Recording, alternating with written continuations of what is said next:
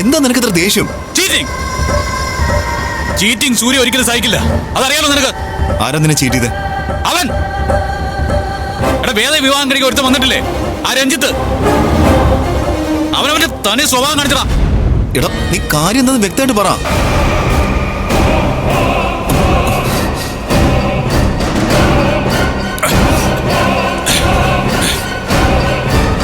എടാ ഇന്ന് വേദയ്ക്ക് വിവാഹ നിശ്ചയത്തിനുള്ള ഡ്രസ്സ് എടുക്കാൻ വേണ്ടി എല്ലാരും കൂടെ പോവാന്ന് തീരുമാനിച്ച. അതിനു മുമ്പ് മുഹൂർത്തവും മറ്റെന്തൊക്കെയോ ഉണ്ട്. അതിനുവേണ്ടി എല്ലാവരും റെഡി ആയിക്കൊണ്ടിരിക്കുമ്പോ ക്രിക്കറ്റ് കളിക്കാമോ, അതിൽ എന്നെ തോൽപ്പിക്കാമോ എന്നൊരു ചോദ്യം. ക്രിക്കറ്റിലോ? നിന്നെ തോൽപ്പിക്കാനോ? എന്നിട്ട് ഞങ്ങൾ കളിക്കാൻ തുടങ്ങിയടാ. പക്ഷേ കളിയുടെ ഗതി മാറ്റിമറിച്ചത് അവന്റെ പെങ്ങളും എന്റെ അമ്മയും കൂടി ചേർന്ന. അവര് വന്ന് അവനെ സപ്പോർട്ട് ചെയ്തു.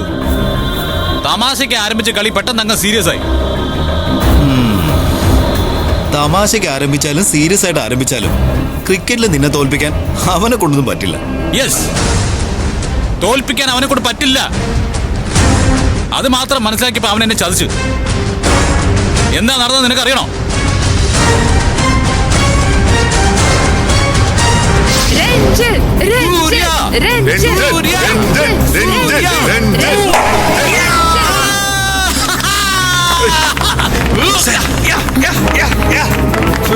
അടിപൊളി അടിപൊളി.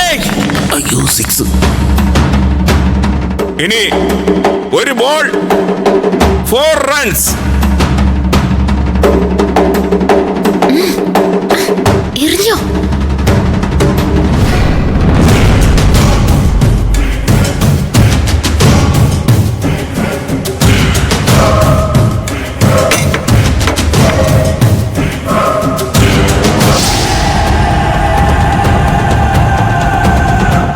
അവൻ ആ ചതി ചെയ്തു അറിഞ്ഞിട്ടും കൈകൊട്ടി ആർത്ത് എന്റെ തോൽവി ആഘോഷിക്കായിരുന്നു. എന്റെ അമ്മയെ അവളും കൂടി,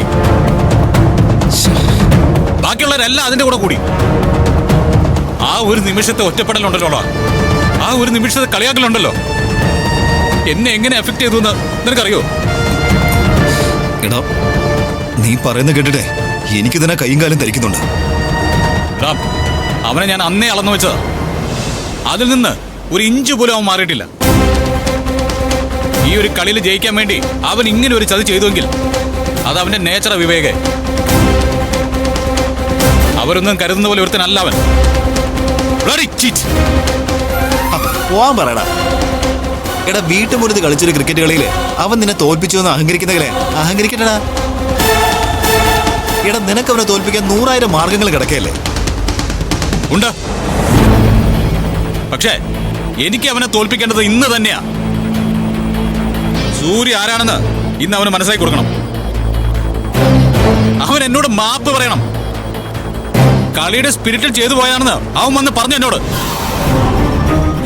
അത് കഴിഞ്ഞിട്ട് എന്റെ അമ്മ മഹാറാണി വന്ന് പറഞ്ഞു എന്താണെന്ന് അറിയോ നിനക്ക്? അന്തസ്സുള്ള കുടുംബത്തിൽ ജനിച്ചവൻ അതിന്റെ അന്തസ് കാണിച്ചു എന്ന്. അതെന്താണെന്ന് എനിക്ക് ഇല്ലാതെ പോയെന്ന്.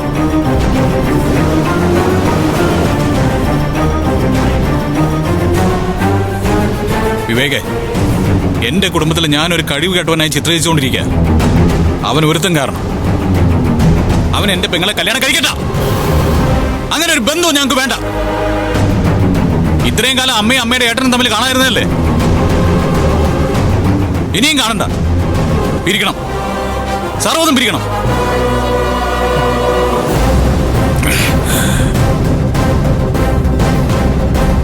നീ നോക്കിക്കോ, ഈ മദ്യ അകത്തേക്ക് ചെന്നതോടെ എന്റെ ദേഷ്യം ഒരു 100 ഇരട്ടി വർദ്ധിച്ചിടാ.